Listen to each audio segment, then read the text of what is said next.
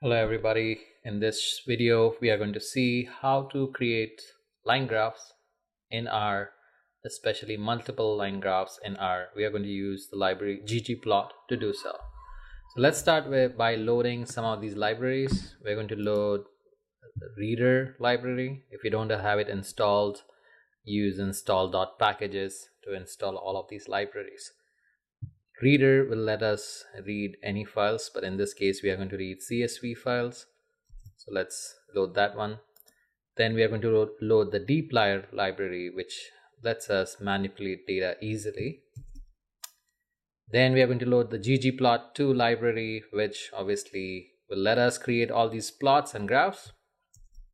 Then scales library to help us format the y-axis labels and x-axis labels on ggplot. And lastly, we are going to use this library called contmod, which will let us download finance data. So let's get some data from using this contmod library. We are going to download Apple's stock prices from 2008 using this get symbols function from contmod. We load it, it will take a second or so. Now you can see it's download this XTS, which is a time series object, into R. We can take a look using the glimpse function from dplyr, and you can see similar data what you saw on the right side here. You can see the data is from 2008 to 2011, and it shows you a few things. The problem with this time series data is you can use this data directly to plot in base R. So let's see what this does. So you can see it plotted this data. Looks like it's taking all different data points from that series and trying to plot them. Not very helpful. So what we're going to do is we're going to convert into a data frame, which is more ggplot friendly. So I'm just using this data.frame command, saying date is equal to index, which is just going to get the row names, and that time series. And I'm saying row names equal to null because I don't want to add other row names. So when we do this, let's take a glimpse into this data set. Now this looks much better because you have date, you have open, high, low, close, and volume. And we are going to use the close value. If you don't want to do all of this, I have saved a CSV in my Dropbox, and this is the short URL. You will get the exact same data. You can just do read_CSV arn.la/applestock, and you will get exactly the same thing. So let's start constructing this plot. In ggplot requires, it's not required all the time because you can create blank plots, but at a minimum, if you want to see something on a plot screen, you need these things. You need a data frame that you're going to use, and you need x or y variables that are plotted. So the way ggplot works is it will ask you to say provide the data frame first, and then AES, which is the aesthetics. It maps certain aesthetics to the variables that are part of the aesthetic function. So in this case, we are going to say ggplot data equal to Apple data, which is our data frame that we created here, and AES x equal to date because we want date on the x-axis, and we want Apple close, which is the closing daily value, on y-axis. So let's see what this does. If I just run this command, what happens? That's to be expected because we have not told ggplot what to plot, because it also expects what do you want to plot. I know what the data frame is, I know what to plot on x, I know what to plot on y, but what do you want me to plot in the plot itself? Whether it's a point, line, shapes, bar, and other geometric objects that ggplot offers. So let's say that we want to plot a line, and I'm going to provide this optional argument color equal to orange. Then let's see what happens. Now you can see ggplot plotted this nice looking orange line which has Apple data. You can see apple.close on the y-axis and date on the x-axis from 2008 to 2011. What I want to do though is provide more breaks on the x-axis. So not only years, but I want to see month. So I'm going to use this function that ggplot has, scale x date. With a label, I'm going to provide this date format, year and month, and breaks every 6 months. So now let's see what happens when I run this code. Now I can see every 6 months the x-axis is broken every 6 months. Pretty cool, and it's formatted neatly also. But we still have the x-axis and y-axis labels, and this gray background. And further in the video, we will see how we can get rid of the grid lines and the background. But here's one thing that I want to show. Let's do this one thing first. This theme void will take out all the background information, and theme axis.text element text, we are going to try to increase the size of these labels. So when I run this command, let's see what happens. Oh, it's because we didn't save this, so let's actually save this into G1. The good thing about ggplot is you can keep adding different things once you have your plot objects. So you can see G1 is actually a list of 9 different objects. So it has data, it has layers, and it has all these things that ggplot uses. So now we can even type G1 and it should plot the exact same plot that we had before. But I want to modify certain things. So I want to say theme is void, and I want to say increase the text size. Rel function is just relative to whatever the device is using. Is going to multiply it by 0.8, and let's see what it does. So it removed the background, it removed all the labels and everything, or not the labels but the grid lines and the plot and panel background. It also removed the tick marks, and it also removed the grid lines, and it increased the size slightly. So let's just use this as our base graph. So we removed all the distractions. We didn't want all the grid lines that were distracting us, but now we can just see the Apple data. Obviously it doesn't have labels or anything, but you can add those easily. But I want to highlight one thing. In a line graph, this is very important. The relation between x-axis and y-axis is very important, because if you squeeze the x-axis too tight, so if you bring this window closer, what do you think happens? The trends actually look heightened, or it looks like there's something going on.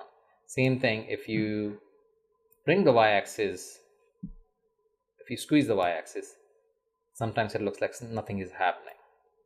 So how do you resolve this problem? How do you know what's the right amount? Well, unfortunately, there is no good answer.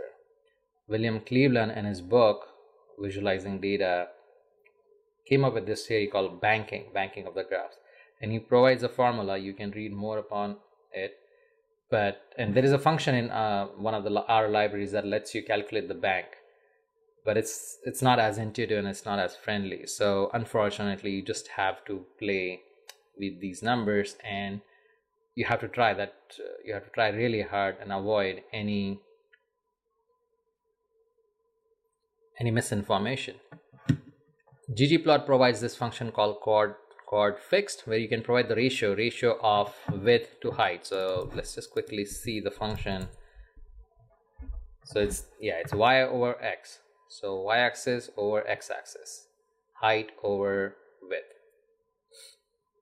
Let's try a ratio of 5 and let's see what happens. So we squeeze the x-axis real tight, and y-axis is what it was. So it looks like the growth is sudden. Something is suddenly happening in 2011, which is possible, but it looks a little odd. Let's try ratio equal to 1. So x-axis and y-axis are almost the same. When I said they have to be exactly the same, I didn't mean to that the length and height would be the same, but the units that it's using, those would be the same. So again, check the help function to understand what it's doing. It's not that the distance is the same, but the units between each of the tick marks are same. In any case, this looks more reasonable because you can see that the trend looks okay. There doesn't seem to be a sudden growth or sudden change. What happens when we reduce the ratio? So we squeeze the y-axis even further. Now the trend is it's almost disappearing, and you cannot see that growth. So I think in this case the ratio equal to 1 worked better, but feel free to choose those and play with those. I want to highlight one more thing. So not only do the aspect ratio matters, the ratio of y-axis over x-axis matters, but the axis limits themselves matter. So what if we were to start the plot, rather than by default ggplot started at 100, but if I want to change it, I can use scale underscore y continuous function to specify the limits. So I'm going to specify the limit between 0 and 400, which 400 is the maximum value, which we can quickly see by using summary command, summary apple data close. You can see maximum is 392, minimum is 92. So that's why I think ggplot is starting at 100, but we will start at 0 and limit at 400. Let's see what happens. I'm not going to provide the ratio, and let's just see what ggplot does. So now you can see this white space is unused. White space is not your enemy, as one book says. Fantastic book, you should read it. It gives you more graphic ideas. But in this case, it doesn't seem to be adding any value. But in some cases, if there's a drastic change right here, if you start at 100, you may not see that trend that's happening, or you may see something else. So you have to be careful what your limits are. So I'm going to try to do it 80 and see what happens. Yeah, not really drastic changes because there's no data down there. But if there was, you might see some trends that don't exist. So you have to be careful with your y-axis limits as well as your aspect ratio. So that was one line plot, pretty straightforward. Once you have your data, you specify the line color if you want to. If you don't want to, that's fine. But you have to specify your x-axis and y-axis, and you have to give your data frame, and ggplot takes care of the rest. But what if you wanted to plot multiple lines on the same plot? So I'm going to download these 3 different data sets. I'm going to download Amazon stocks, Google stocks, and Microsoft stocks using the same function that I used before. Then I do all this manipulation to get that data down. This is all deep layer manipulation to get the data that we wanted. But since that's a long explanation and you don't want to do it, I have uploaded this CSV arn.la/tech stocks, and you can read those using the read underscore CSV function, and it downloaded that data. And you can see reader parsed the data. It says date equal to date format and double and ticker, which is the ticker. So let's just take a look what this data looks like. You can do a glimpse and it shows you here, or you can also open this up here, or you can also click here, and in RStudio you can see the data. So let's do the same thing that we did up there. In this case, what I'm saying is data is equal to combine close tag, which is this data frame, x equal to date, y is equal to close value, because that's what we have, the close values, and color, I'm telling ggplot to map the color aesthetic to the ticker value. So for each of those values, we have 3 values in here. So we can quickly do a table command. Good thing using RStudio is you can quickly tab and it will fill the name. Same thing here, and you can see we have 2448 values for each of these tickers. Pretty straightforward. ggplot data equal to combine close tag, x equal to date, y equal to close values, and color equal to ticker. And I'm saying plot a GG line. Let's see what happens when we do this. There we go. We got 3 lines, one for Amazon, one for Google, and one for Microsoft. It's a little bit hard to see which one is which. You have to refer to the legend, so you can see red is Amazon, green is Google, and blue is Microsoft. We are going to make some changes to make this better, because this is not reader friendly. You want to make sure that you cause minimum amount of pain to your readers, because you don't want them to be going back and forth and seeing. The best practice in here is actually to put the label right next to the line, and we'll see how to do that. But let me first save this whole thing in an object called G. Again, as we saw before, if you just do G, you'll see the same exact plot. And we are going to make few changes. So ggplot lets you modify almost every element of the plot, and that by using this function called theme. So I'm defining this new theme called theme underscore bear, which, as the name says, it's going to take out all the elements that I don't want to see. So I'm saying panel background element equal to blank, which is essentially saying don't put any panel background. Panel border, remove. Axis title, remove. Axis text, remove. Panel grid, remove. So let's define this. It's nothing but just a theme defined. You can see all this list. This is ggplot's way of defining things. So now I'm going to just say G plus theme bear, and I pick this ratio equal to 2, and I'm going to make the axis titles, not the titles, but the text labels a little bit bigger. So let's see what happens when we run this. By the way, you don't have to copy and paste the code here. I'm just doing it because I'm saving it here. You can just select the whole thing and do Control Enter or Command Enter, and it will execute that code. So, and then I will type G and see what happens. So now you can see much cleaner. It made the axis labels slightly bigger. It removed all the background and all the other distractions. Because really on a line graph, unless you really want to pinpoint a certain point, the grid lines are not that helpful, but depends on the situation. If you want to highlight a particular trend or point, it's much better to annotate that section or that area. Then I'm going to add a couple of labels. So new ggplot has caption function as well as subtitle function. I'm going to use the title, stock values at closing, and I'm going to provide the source as Yahoo Finance. You will see I removed the y-axis label and x-axis labels because I think it is pretty obvious that x is date or trend line and y is the value. But if not, you can provide more information in your title or your caption. And I'm going to again store this, and print G is not too different from just the plain G, but I'm going to say Command Enter, and now you can see the caption came right here and the plot title came right here. You can again use these theme commands to make certain changes. If you want to make this bigger, change the color, and so on and so forth.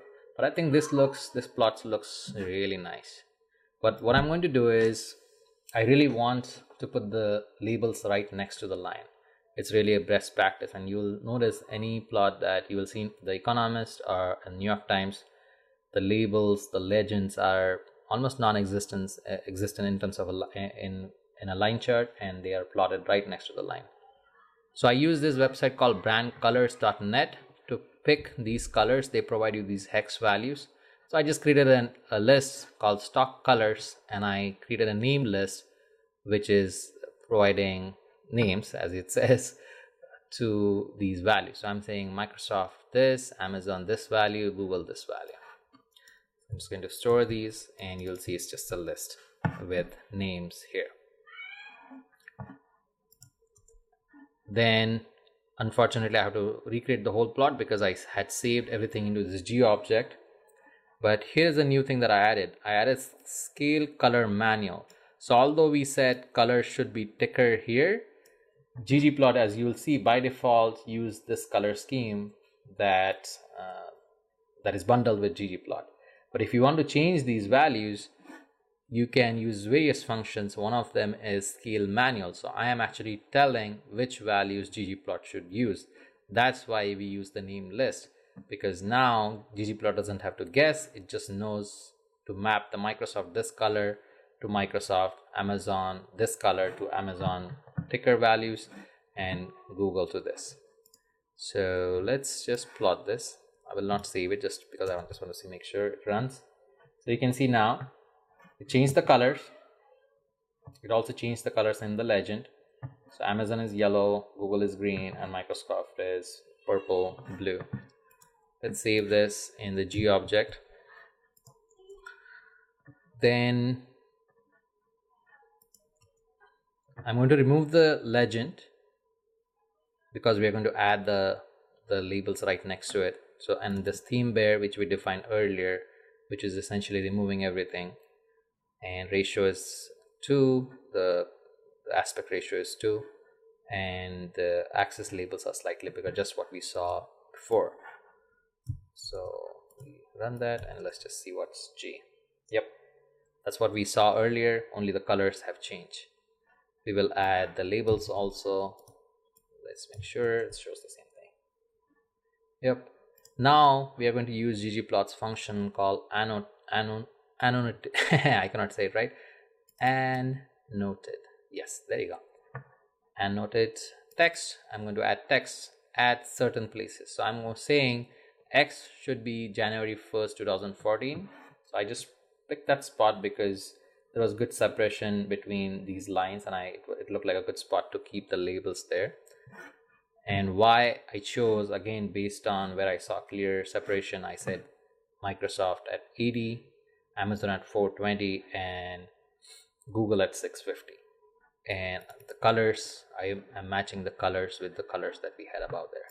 So let's see what happens. So you can see Google is up here, Amazon is here, Microsoft is right here. So Amazon is slightly hard to see. You can play with these values and move the text to the left or to the right, and you might get better separation of text. Actually, this spot might be good. So try playing with it, try changing these values and see what happens. I'm also going to remove the legend. Well, legend was already removed because we used the right here. We said theme position dot none. So let's just store this in the G object and let's see what happens. So there you go. Nice looking chart with multiple lines on the same plot with colors as well as the legends that sit right on top of the line. It's really a good practice. I'm going to do one more similar stock graph, but for entertainment. I wanted to see how Netflix is doing and seeing really how Netflix crushed to other competitors. So I have another CSV called entertainment stocks, arn.la/entertain stocks, and I will include all these URLs in the description, so you don't have to worry about writing those down. And as well as the script, I will store the script also and provide the link in the description. So I'm going to read this CSV file, and I'm just going to quickly do a glimpse. So we have these 3 tickers. If you're curious which tickers I'm looking at, I just chose 3 because Google Finance said that these are similar to Netflix. So I have Netflix, Time Warner, and Fox. So using the same principles that we did above, we're just going to do the same thing. And so here you can see, oh, the aspect ratio is too bad because everything is just squished. So let's just change that to maybe 1 and see what happens. That made it worse. So here you can play with these different things and see what happens. Okay, so that gives better separation.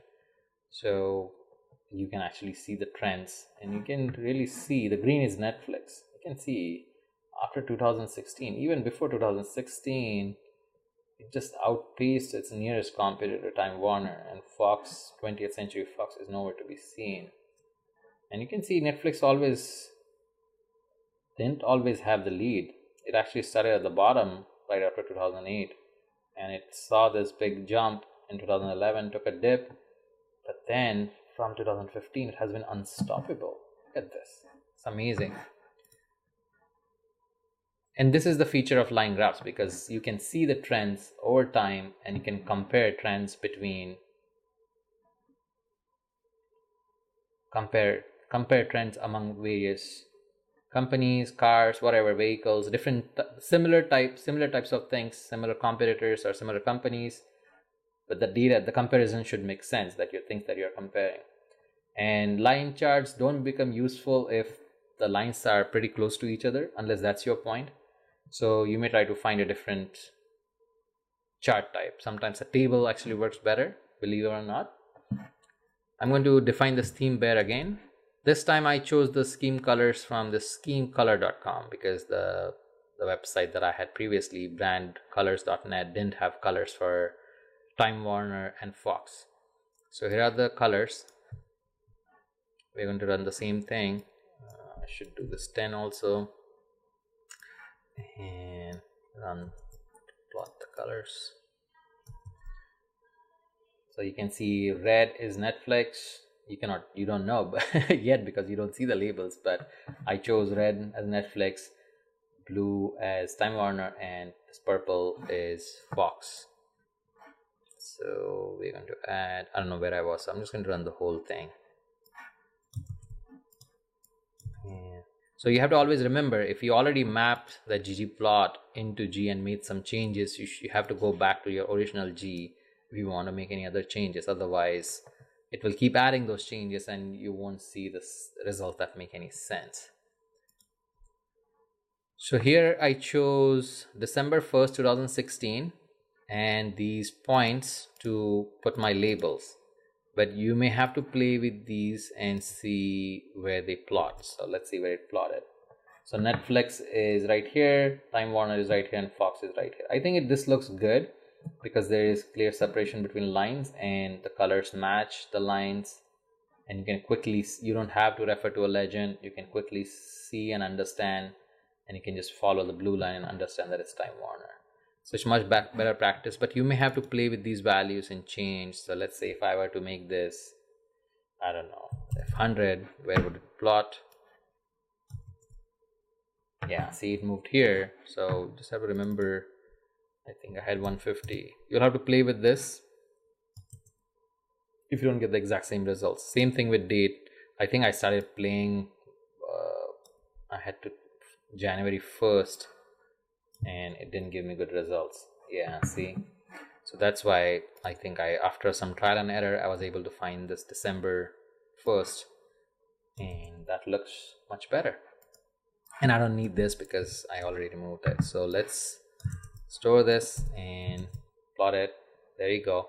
If you want to print this ggplot, not print, if you want to save this, ggplot offers a really good way of, a quick way of saving this. You just say gg save, file name, I'm going to say compare enter stocks, and the file name that you give, ggplot will know which device to use to save. If you had a PDF, it will save as a PDF, but depending on the format, on the extension, file extension, it will ask you for different things.